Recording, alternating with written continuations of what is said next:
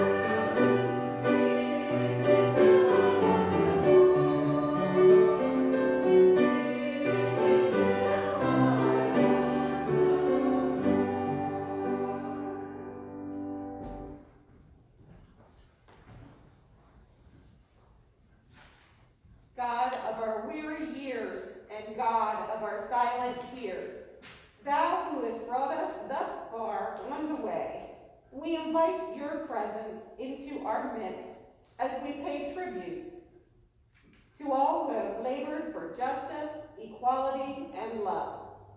We pray that in this moment you will strengthen us to continue the fight for the fulfillment of the dream that the Reverend Dr. Martin Luther King Jr. so eloquently laid out on the steps of the Lincoln Memorial. Help us to labor so that every valley is exalted, every hill and mountain made low. The rough places are plain, and the crooked places made straight, so that the glory of the Lord is revealed, and all flesh see it together. Let your love guide us to see one another as fully human with diverse hues